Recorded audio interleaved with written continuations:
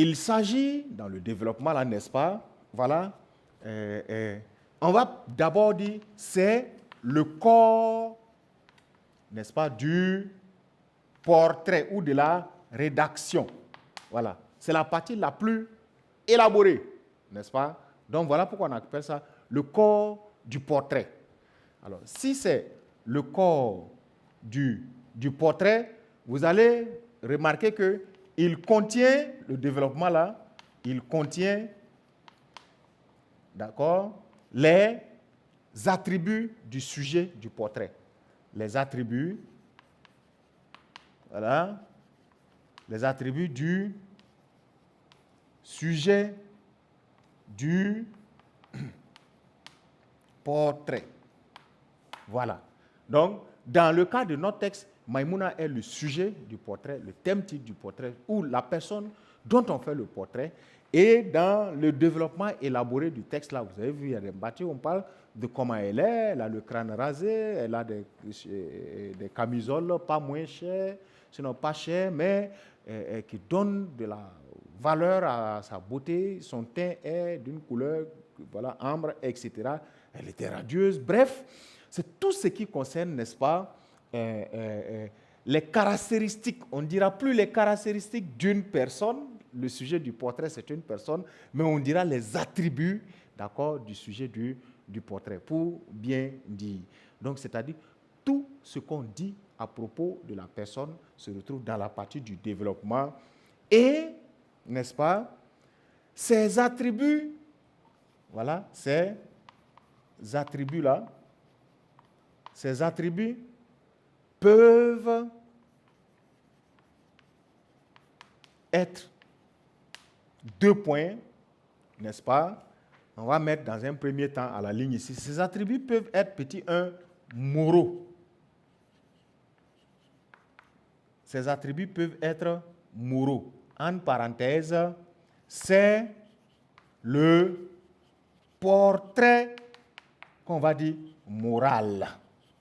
Donc, on va, dans le développement, retrouver beaucoup d'aspects qui sont moraux, c'est-à-dire un aspect moral. Et ces aspects moraux-là, c'est quoi? C'est tout ce qu'on ne peut pas toucher ni voir matériellement comme ça. Donc, on va dire, alors, c'est tout ce qui ne peut, voilà, être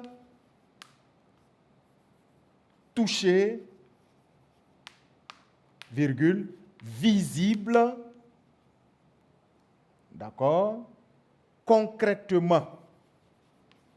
Concrètement. 2 points. Vous prenez un aspect tel que la gentillesse. Comment est-ce que la gentillesse se présente?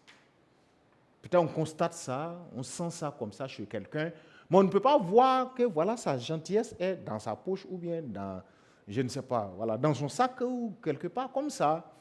Ça, c'est une qualité d'une personne, un attribut d'une personne, mais ce n'est pas un attribut touchable comme ça, tactile en tant que tel physiquement. Voilà pourquoi on appelle ça les attributs moraux. Et comme tel, ça renvoie à l'aspect du portrait moral. Ça peut être des éléments tels que le charme, la beauté, la méchanceté, l'intelligence. L'intelligence, le charme, on dit le charmant.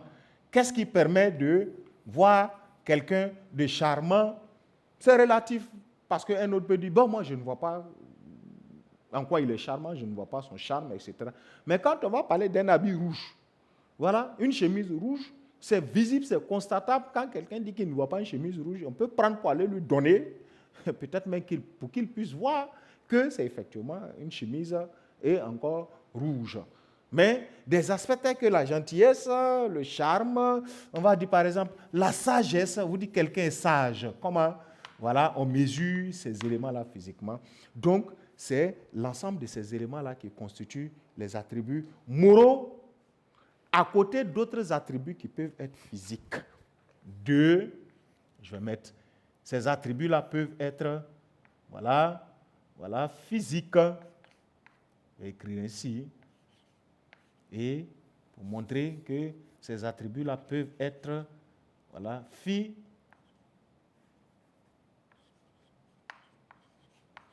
physique. Et là, il s'agit du portrait physique. Le portrait, on va dire, physique. Et c'est l'ensemble de tout ce qui est constatable physiquement, touchable, visible. Donc on va dire, c'est alors tout ce qui est visible, virgule, touchable, n'est-ce pas, concret. Voilà. Concret. Matériellement existant. Physiquement existant. Voilà, si vous voulez, les couleurs, les formes, le teint, tout ça rentre dans les aspects de couleur. Bref, mais en gros, c'est tout ce qui est constatable, touchable, que vous allez appeler simplement le portrait physique. Alors, à côté de tout ceci, dans un troisième tiret maintenant, après le développement, nous venons maintenant à la conclusion du portrait. Voilà, étant donné que son développement comporte deux éléments, le portrait physique et le portrait moral. Cette fois, nous changeons de cap pour atteindre une troisième partie du portrait, à savoir la conclusion. Deux points. Et, vous l'aurez compris, la conclusion n'est rien d'autre que la fin, c'est la fin. Voilà, c'est la fin du portrait, n'est-ce pas? Elle fait ressortir, au fait, l'impression, virgule, le sentiment final, le sentiment, voilà, l'impression, le sentiment final de celui qui fait le portrait, et non le sentiment final du sujet, c'est-à-dire de celui dont le portrait est fait. On ne peut pas le savoir. Mais celui qui fait le portrait là, alors quelle est l'impression finale qu'il a vis-à-vis de celui dont il a fait le portrait? Est-ce que c'est quelqu'un qui est un modèle? Est-ce que c'est quelqu'un qui m'a marqué? Est-ce que c'est quelqu'un auquel je veux ressembler? Etc. Voilà, autant, n'est-ce pas, de questions qui vous permettent, n'est-ce pas, qui puissent vous permettre, voilà, de vous retrouver dans la formulation d'une conclusion dont le sentiment final voilà, de l'auteur, c'est-à-dire du portrait de l'auteur. Qu'est-ce qu'il ressent? Qu'est-ce qu'il a comme élément? Alors, dans un tout autre tiret maintenant, après les différentes parties, nous passons maintenant aux caractéristiques grammaticales, c'est-à-dire, il y a des notions qui apparaissent assez, telles que les temps verbaux. On va prendre par exemple les temps verbaux comme nouvelle caractéristique, n'est-ce pas, du texte là, après la conclusion, de nouvelles caractéristiques, vous allez voir que dans le portrait, il y a une prédominance de l'imparfait. Voilà pourquoi vous avez dans ce texte-là, voilà, Maïmouna était radieuse et par la suite, sa poitrine encore nue se bombait. Vous avez par la suite, elle avait une taille souple. Vous avez par la suite, des poignets n'avaient d'égal, etc. L'imparfait est très récurrent dans le portrait, la description de façon générale. Le temps dominant, c'est l'imparfait. Voilà, vous allez toujours avoir affaire à l'imparfait et quelque peu le présent, voilà, un type de présent de l'indicatif par exemple.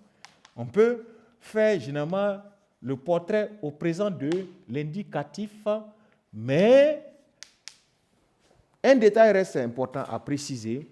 Le portrait au présent de l'indicatif généralement rime avec le sujet du portrait est face à l'auteur du portrait. Qu'est-ce que ça veut dire? Le descripteur est généralement face au sujet en ce moment. Et il ne fait qu'en ce moment faire ressortir, dire ce qu'il voit. La plupart du temps, le glissement de ce type de portrait-là tend un peu vers de la poésie, parce que c'est vivant, c'est direct.